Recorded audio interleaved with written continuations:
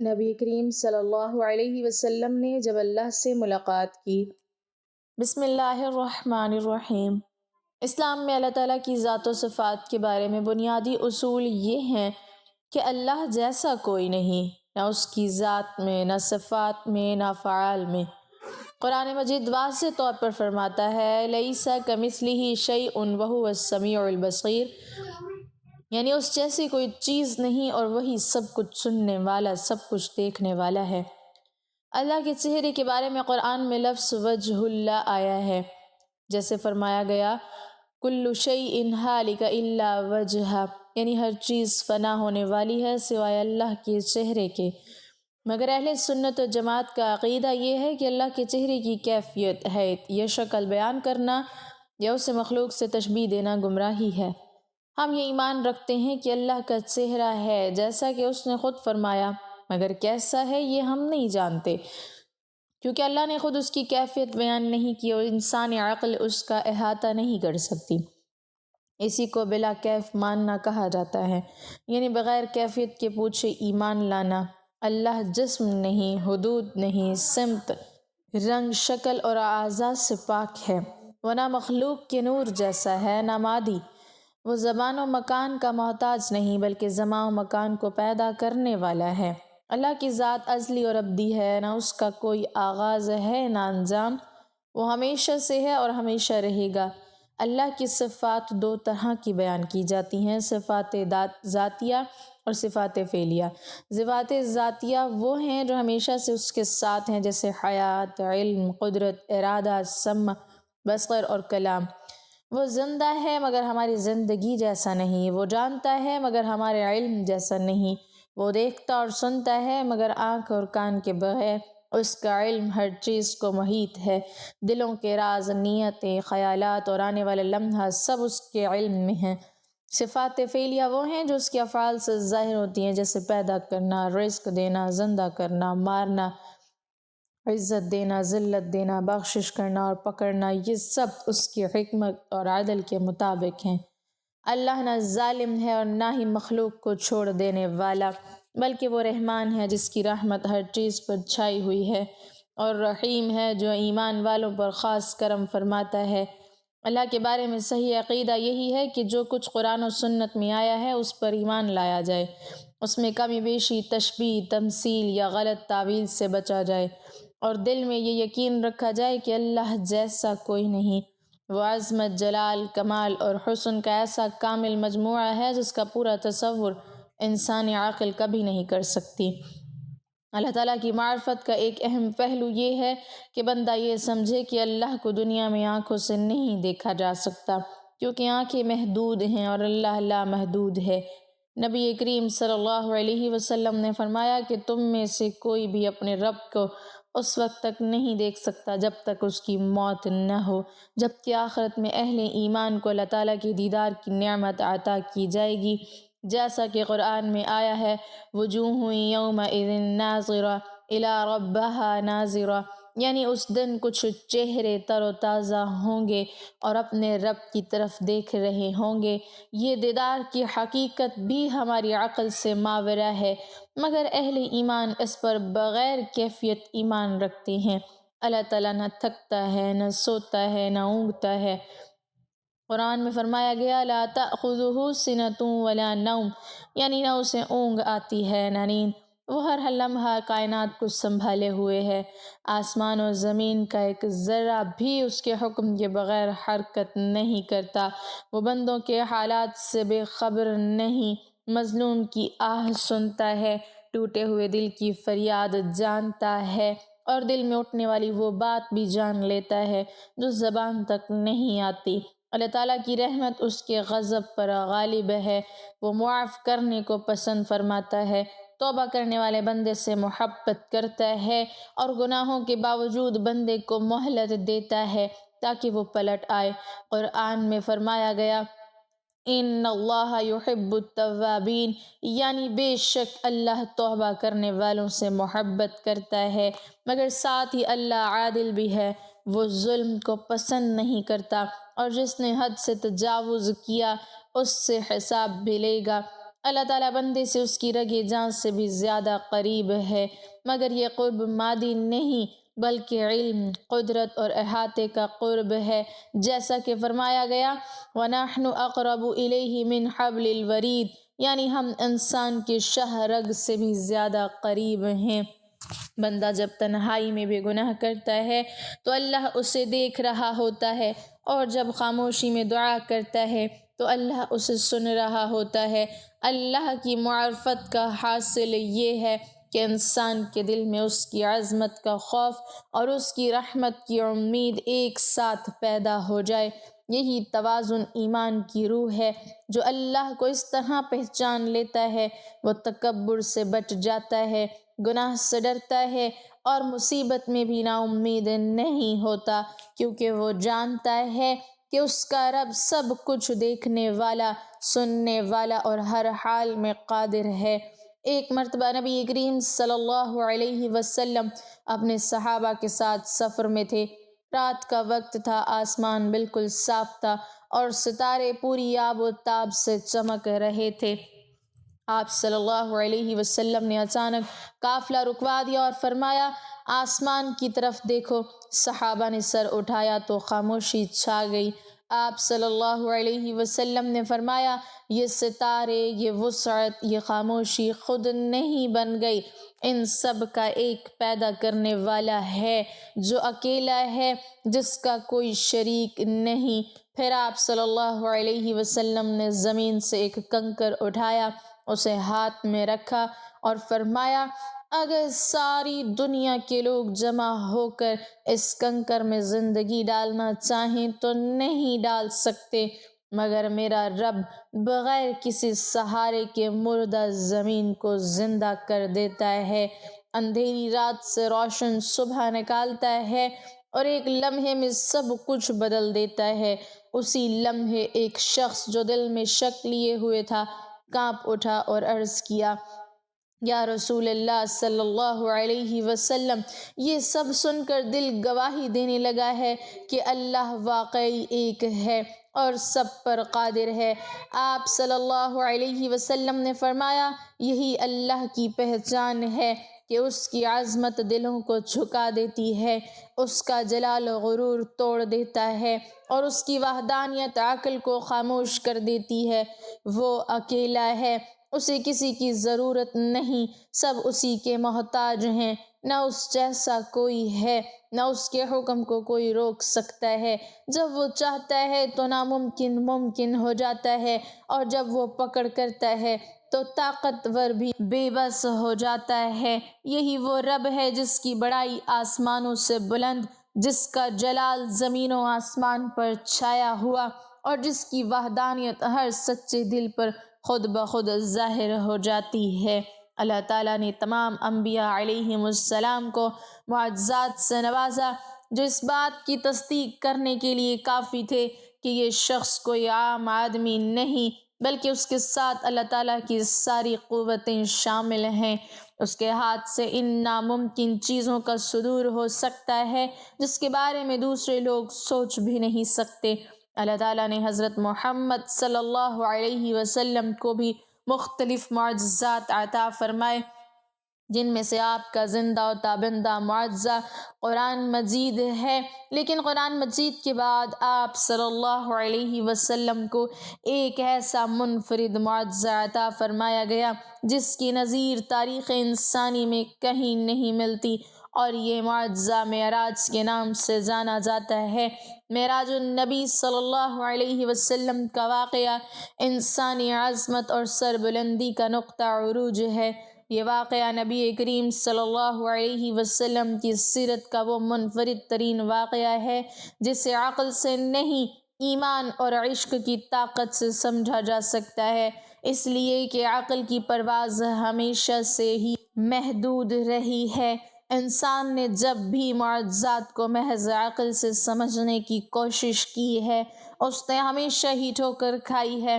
اسراء و معراج کے پورے واقعے پر مادیت عقل ہے، محو تماشائے لب بام ابھی کی کیفیت سے دوچار ہے، لیکن ایمان و عشق اسے ہمیشہ سے سچ ہی سمجھتے آئے ہیں اور تا قیامت اس کی صداقت میں اضافہ ہی ہوتا جائے گا۔ واقعہ معراج سے یہ سبق دیتا ہے کہ آسمان کی بلندیاں اور وسعتیں حضرت انسان کی دسترس میں ہیں۔ یہ واقعہ مستقبل کے بارے میں اللہ تعالیٰ کے منصوبوں اور اسلام کی ترویج و اشاعت کا غمار بھی ہے۔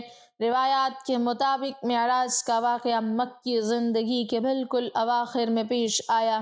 یہ وہ مرحلہ تھا جب مکہ ظلم کی ایک ایسی وادی بن چکا تھا جہاں پر مسلمانوں کے لیے مزید رہنا انتہائی دشوار ہو رہا تھا۔ نبی اکرم صلی اللہ علیہ وسلم کے دو مادی سہارے حضرت ابو طالب اور حضرت خدیجۃ الکبریٰ رضی اللہ تعالی عنہ یکے بعد دیگرے انتقال فرما چکے تھے۔ پھر کیا تھا جیسے کفار مکہ نے یہ ایک کر لیا ہو کہ وہ نبی اکرم صلی اللہ علیہ وسلم اور اہل ایمان کو ایسی پرتشدد زندگی سے گزاریں گے کہ ان کی طاقت ختم اور ان کی برپا کردہ اسلامی تحریک بے جان ہو جائے گی۔ مکے والوں سے مایوس ہو کر حضور صلی اللہ علیہ وسلم طائف گئے، لیکن وہاں کے باشندوں نے بدسلوکی کی، بربریت اور ظلم کی وہ داستان رقم کی کہ انسانیت کا سر شرم سے جھک گیا۔ یہ وہ پس منظر تھا جس میں واقعہ معراج پیش آیا، جو اس بات کی طرف اشارہ تھا کہ اے محمد صلی اللہ علیہ وسلم، گھبرانے کی کوئی ضرورت نہیں۔ اگر وقتی طور پر فرش والے آپ کے ساتھ نہیں ہیں تو کوئی بات نہیں، عرش والا تو ہر حال میں آپ کے ساتھ ہے۔ اس کے ساتھ ہی اللہ تعالیٰ کفار مکہ اور سرداران طائف کو یہ بتانا چاہتے تھے کہ اللہ تعالیٰ کی بے پناہ قوت حضرت محمد صلی اللہ علیہ وسلم اور ان کی برپا کردہ تحریک کے ساتھ ہے۔ وہ اللہ جو انہیں ایک رات میں مکہ المکرمہ سے بیت المقدس اور بیت المقدس سے اعلیٰ تک لے جا سکتا ہے، اس کی طاقت کے سامنے تمہاری طاقت ایک رائی کے دانے کے برابر حیثیت نہیں رکھتی۔ وہ جلد ہی تمہاری طاقت کا طلسم توڑ کر اپنے پیارے نبی صلی اللہ علیہ وسلم کو سرخرو اور فاتح کر دے گا۔ اس واقعے کے اندر حضرت محمد صلی اللہ علیہ وسلم کے لیے بھی بہت زیادہ تسلی و تشفیع کا سامان تھا۔ اس واقعے سے یہ واضح کرنا مقصود تھا کہ جس اللہ نے آپ صلی اللہ علیہ وسلم کو کائنات کے لیے ہادی و رہنما بنا کر مبعوث فرمایا ہے، اس کی مدد قدم قدم پر آپ صلی اللہ علیہ وسلم کے ساتھ ہے۔ وہ مشکل کے لمحات میں آپ کو اپنے ہاں شرف باریابی عطا فرما کر ساری کائنات کو آپ کی عظمت سے آگاہی دے رہا ہے، اور یہ بتا رہا ہے کہ جہاں پر آپ کے قدم مبارک پہنچے ہیں وہاں پر نہ تو کوئی نبی پہنچا ہے اور نہ ہی کوئی نورانی فرشتہ اور نہ ہی کوئی جن و انس وہاں تک جانے کی سکت رکھتا ہے۔ اس واقعے نے حضور صلی اللہ علیہ وسلم کو عملی طور پر امام الانبیاء کے رتبے پر بھی فائز کر دیا، اس لیے کہ معراج ہی کی رات تمام انبیاء علیہم السلام نے آپ صلی اللہ علیہ وسلم کی اقتداء میں نماز ادا کرنے کا شرف حاصل کیا تھا۔ واقعہ معراج کی تفاصیل قرآن مجید کے علاوہ احادیث اور سیرت کی کتابوں میں منقول ہے، لیکن میرے نزدیک اس کے دو پہلو انتہائی اہمیت کے حامل ہیں۔ اس کا ایک پہلو تو وہ تحائف ہیں جو حضور صلی اللہ علیہ وسلم کو اپنی امت کے لیے عطا ہوئے، اور دوسرے وہ مشاہدات ہیں جو نبی صلی اللہ علیہ وسلم کو اس لیے کرائے گئے تاکہ مسلمان ان کی روشنی میں اپنی زندگی کا نظام استوار کر سکیں۔ واقعہ معراج کے دوران نبی اکرم صلی اللہ علیہ وسلم کے مشاہدات مسلمانوں کے اعمال و افعال کی اصلاح میں بہت زیادہ ممد و معاون ہو سکتے ہیں۔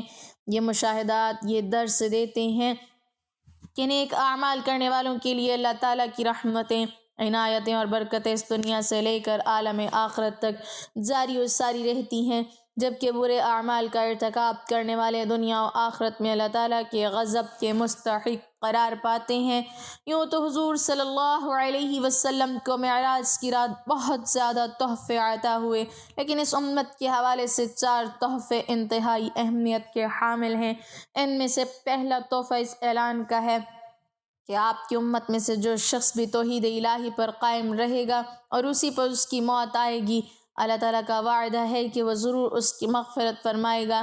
دوسرا تحفہ اس رحمت کے اعلان کا ہے کہ جو بھی نیکی کا ارادہ کرے گا اس کے لیے ایک نیکی لکھ دی جائے گی، اور اگر وہ اس نیکی کو کر لے گا تو اس پر 10 گنا ثواب دیا جائے گا۔ اس کے بالمقابل جو برائی کا ارادہ کرتا ہے اس کے نام اعمال میں کچھ بھی نہیں لکھا جاتا، لیکن اگر وہ برائی کر لیتا ہے تو ایک ہی برائی اس کے نام اعمال میں لکھی جائے گی اور توبہ کرنے کی صورت میں اسے بھی بخش دیا جائے گا۔ تیسرا تحفہ 50 نمازوں کا ہے جو حضرت موسیٰ علیہ السلام کی بار بار تلقین کے بعد بارگاہ اعزدی میں پیش کے بعد کمی ہو کر صرف 5 رہ گئیں، اور چوتھا تحفہ سورہ بقرہ کی آخری آیات کا ہے جو براہ راست حضور صلی اللہ علیہ وسلم پر نازل فرمائی گئیں۔ اگر دیکھا جائے تو یہ چاروں تحفے ایک سے بڑھ کر ایک ہیں۔ توحید پر مبنی زندگی اور اسی پر موت قابل رشک ہونے کے ساتھ ساتھ اللہ تعالیٰ کی ابدی جنت اور اس کی ہمیشہ کی رضا کا باعث ہے۔ نیکی کے ارادے پر ہی اجر اور اسے اختیار کرنے پر بے انتہا ثواب، اور اس کے بالمقابل برائی کے ارادے پر کسی بھی سزا سے توقف اور برائی پر اتنا ہی گناہ جتنی اس کی مقدار ہے۔ یہ اللہ کے کرم کی وہ نشانی ہے جس کا کوئی بھی مقابلہ نہیں کر سکتا۔ سورہ بقرہ کی آخری 2 آیات کی شان ہی نرالی ہے کہ وہ بغیر کسی واسطے کے براہ راست عطا ہوئیں، جیسے محب اپنے محبوب سے ملاقات کے وقت اسے کوئی نرالا تحفہ پیش کرتا ہے۔ سبحان اللہ، اس کی عظمت کا کیا کہنا۔ اور جہاں تک 5 نمازوں کا تعلق ہے، کہنے کو تو وہ 5 ہی رہ گئی ہیں، لیکن اللہ تعالیٰ کا یہ بھی وعدہ ہے کہ جو بھی انہیں خشوع و خضوع کے ساتھ ادا کرے گا اسے ثواب 50 ہی کا دوں گا۔ یاد رکھیے کہ معراج کا سب سے بڑا تحفہ نماز ہے جو مخلوق کو اللہ سے جوڑنے کا بہترین ذریعہ ہے، لیکن افسوس کا مقام ہے کہ مسلمانوں کی اکثریت اس پیغام کو بھول چکی ہے۔ معراج کی شب حضور صلی اللہ علیہ وسلم نے جنت اور جہنم میں جو مشاہدات کیے، اگرچہ وہ تمثیلی انداز میں تھے، لیکن ان کے اندر ہماری روزمرہ کی زندگی کے لیے بہت سے اسباق ہیں۔ آپ صلی اللہ علیہ وسلم نے مشاہدہ کیا کہ کچھ لوگوں کی کھیتیاں سدا بہار ہیں، جو خزاں سے آشنا نہیں ہیں، ان میں ہر وقت اضافہ ہی ہوتا جا رہا ہے۔ پوچھنے پر معلوم ہوا کہ یہ مجاہدین فی سبیل اللہ ہیں جن کا اجر بڑھتا ہی چلا جاتا ہے۔ پھر دیکھا کہ کچھ لوگ ایسے ہیں جن کے سر ایک بھاری بھرکم پتھر سے کچلے جا رہے ہیں۔ پوچھا یہ کون ہیں؟ تو بتایا گیا کہ یہ وہ لوگ ہیں جو اپنی نمازوں میں سستی کرتے تھے۔ کچھ اور لوگوں کا مشاہدہ کرایا گیا جن کے کپڑوں پر پیوند ہی پیوند لگے ہوئے تھے۔ بتایا گیا کہ یہ وہ بدبخت ہیں جو اپنے مال سے زکوٰۃ و صدقات تک بھی نہیں دیتے تھے۔ پھر ایک ایسے شخص کا مشاہدہ کرایا گیا جو لکڑیوں کا ایک بھاری بھرکم گٹھا اٹھانے کی کوشش کر رہا ہے، اور جب اسے نہیں اٹھا سکتا تو اس میں سے کچھ کم کرنے کی بجائے اس میں مزید ڈال دیتا ہے۔ پوچھا یہ کون احمق ہیں؟ بتایا گیا یہ وہ شخص ہے جس کے پاس پہلے ہی امانتوں کا وزن زیادہ تھا جنہیں وہ پورا نہیں کر سکتا تھا، لیکن وہ انہیں کم کرنے کی بجائے ان میں اور اضافہ کرتا جاتا تھا۔ کچھ ایسے لوگوں کو بھی دیکھا جن کی زبانیں اور ہونٹ تیز کینچیوں سے کاٹے جا رہے تھے۔ معلوم ہوا کہ یہ آگ لگانے والے فتنہ باز خطیب اور مقررین تھے۔ آپ صلی اللہ علیہ وسلم نے یہ بھی مشاہدہ کیا کہ ایک بڑا سا بیل ایک باریک سے سوراخ میں گھسنے کی کوشش کر رہا ہے، جو کہ ناممکن سی بات ہے۔ پوچھا یہ کیا ماجرا ہے؟ عرض کیا گیا یہ اس شخص کی مثال ہے جو غیر ذمہ دارانہ بات کرتا ہے جس سے ہر طرف فتنہ برپا ہو جاتا ہے، لیکن بعد میں نادم ہو کر اس کی تلافی کرنا چاہتا ہے، جو ممکنات میں سے نہیں ہے۔ ایسے لوگوں کو بھی دیکھا جو اپنا گوشت کاٹ کاٹ کر کھا رہے تھے۔ معلوم ہوا یہ وہ لوگ ہیں جو دوسروں کو تانے دیتے تھے۔ پھر ایسے لوگوں کو بھی دیکھا جو اپنے تانبے کے لمبے لمبے ناخنوں سے اپنے منہ اور سینے کے گوشت کو نوچ رہے تھے۔ پوچھا یہ کون ہیں؟ تو معلوم ہوا کہ یہ وہ لوگ ہیں جو دوسروں کی پیٹھ پیچھے برائیاں بیان کرتے تھے۔ ایسے بدبخت بھی دیکھے جن کے ہونٹ اونٹوں کی طرح تھے اور وہ آگ کھا رہے تھے۔ جبرائیل علیہ السلام نے بتایا کہ یہ وہ لوگ ہیں جو یتیموں کا مال ناجائز طور پر ہڑپ کر جاتے تھے۔ ایسے لوگوں پر بھی گزر ہوا جن کے پیٹوں میں لاتعداد سانپ موجود تھے اور وہ اپنی جگہ سے حرکت بھی نہ کر سکتے تھے۔ ہر گزرنے والا انہیں اپنے پاؤں تلے روندتا تھا۔ یہ سود کا کاروبار کرنے والے تھے۔ کچھ ایسے لوگ بھی نظر آئے جن کے سامنے تازہ اور نفیس گوشت بھی ہے اور بدبودار اور پرتعفن گوشت بھی، لیکن یہ تازہ گوشت کو چھوڑ کر بدبودار گوشت کھا رہے ہیں۔ بتایا گیا کہ یہ وہ مرد و خواتین ہیں جنہیں حلال بیویاں اور شوہر حاصل تھے، لیکن انہوں نے حرام کی وادی میں قدم رکھ کر اپنی خواہشات پوری کی۔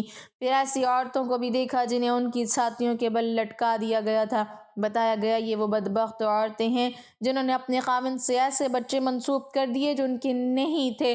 یہ حقیقت بھی اپنی جگہ اٹل ہے کہ سائنس جس قدر ترقی کر رہی ہے، اسی انداز سے معراج کے واقعے کی صداقت سامنے آ رہی ہے، اور علم و فلسفہ کے ماہرین خالق کائنات کی طاقتوں کو سمجھنے میں آسانیاں محسوس کر رہے ہیں۔ بہت سے مسلمان استفسار کرتے ہیں کہ کیا حضور صلی اللہ علیہ وسلم نے شب معراج کو اللہ تعالیٰ کا دیدار کیا ہے؟ حضور نبی اکرم صلی اللہ علیہ وسلم کا دیدار الہی کرنے کا ثبوت قرآن کریم سے ملتا ہے۔ قرآن کریم کی جس آیت سے رسول اللہ صلی اللہ علیہ وسلم کی دیدار الہی کا انکار کیا جاتا ہے وہ بعض لوگوں کی زبردستی ہے۔ یہی حال حضرت عائشہ صدیقہ رضی اللہ تعالی عنہ کی روایت کا ہے۔ دونوں پر مختصر غور کیا جاتا ہے۔ قرآن و سنت سے جو چیز ثابت ہے وہ ہے دیدار خداوندی، اور نفی میں پیش کی جانے والی آیت میں ہے آنکھوں کے ادراک کی نفی، حالانکہ دیکھنے اور ادراک میں فرق ہے۔ ارشاد خداوندی ہے نگاہیں اس کا احاطہ نہیں کر سکتی، اور وہ سب نگاہوں کا احاطہ کیے ہوئے ہے، اور وہ بڑا باریک بین، بڑا باخبر ہے۔ امام رازی رحمہ اللہ تعالیٰ کی اس تفسیر میں لکھتے ہیں آیت کا مطلب ہے کہ تمام آنکھیں اس کا ادراک نہیں کر سکتی۔ اس کا فائدہ یہ ہے کہ بعض آنکھیں دیکھ سکتی ہیں، دیکھی جانے والی چیز کی جب حد اور انتہا ہو اور دیکھنے والی نظر تمام حدود، اطراف اور انتہاؤں کو گھیر لے تو گویا اس نظر نے اس چیز کو گھیر لیا۔ اس دیکھنے کو ادراک کہا جاتا ہے، لیکن جب نظر دیکھی جانے والی چیز کے اطراف کا احاطہ نہ کرے تو اس دیکھنے کا نام ادراک نہیں ہوتا۔ خلاصہ یہ ہے کہ دیکھنا ایک جنس جس کے نیچے دو انواع ہیں، ایک دیکھنا احاطے کے ساتھ اور دوسرا دیکھنا بلا احاطہ کیے۔ صرف احاطے والے دیکھنے کو ادراک کہا جاتا ہے۔ پس ادراک کی نفی سے دیکھنے کی ایک قسم کی نفی ثابت ہوئی، اور ایک نوع کی نفی سے جنس کی نفی نہیں ہوتی۔ بس اللہ کے ادراک کی نفی سے اللہ کے دیکھنے کی نفی لازم نہیں آتی۔ امام قرطبی فرماتے ہیں ادراک کا مطلب ہے گھیر لینا اور حد کھینچنا، جیسے مخلوق دیکھی جا سکتی ہے، اللہ کا دیکھنا ثابت ہے۔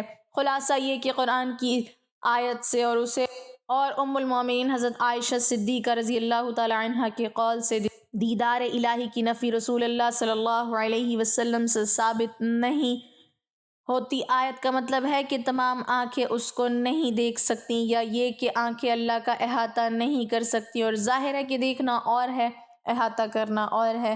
نتیجہ یہ ہے کہ بعض آنکھیں دنیا میں بھی اللہ کو دیکھ سکتی ہیں، اور یقیناً وہ بعض آنکھیں محمد الرسول اللہ صلی اللہ علیہ وسلم ہی کی ہیں۔ حضرت ابن عباس رضی اللہ تعالی عنہ نے فرمایا ہم بنی ہاشم تو کہتے ہیں کہ بے شک محمد صلی اللہ علیہ وسلم نے اپنے رب کو 2 بار دیکھا ہے۔ پھر ابن عباس رضی اللہ تعالی عنہ نے فرمایا کیا تمہیں اس پر تعجب ہے کہ دوستی یعنی خلط ابراہیم علیہ السلام کے لیے، کلام موسیٰ علیہ السلام کے لیے اور دیدار الہی محمد صلی اللہ علیہ وسلم کے لیے ثابت ہے؟ اس پر حضرت کعب نے کہا اللہ اکبر، یہاں تک کہ پہاڑ گونج اٹھے۔ امام عبدالرزاق نے بیان کیا حسن بصری اللہ کی قسم اٹھا کر کہتے ہیں بے شک محمد صلی اللہ علیہ وسلم نے اپنے رب کو دیکھا ہے۔ مروان نے حضرت ابو ہریرہ رضی اللہ تعالی عنہ سے پوچھا کیا محمد صلی اللہ علیہ وسلم نے اپنے رب کو دیکھا؟ انہوں نے فرمایا ہاں۔ حضرت امام احمد بن حنبل رضی اللہ تعالی عنہ نے فرمایا حضور نبی اکرم صلی اللہ علیہ وسلم نے اپنی آنکھوں سے اللہ کو دیکھا یہاں تک کہ ان کا سانس بند ہو گیا۔ اللہ تعالیٰ سے دعا ہے کہ وہ ہمیں اس معجزے کی برکات سے فیض یاب ہونے کی توفیق عطا فرمائے، آمین۔ ناظرین کمنٹ باکس میں اللہ تعالیٰ کے 99 ناموں میں سے ایک نام ضرور ٹائپ کریں۔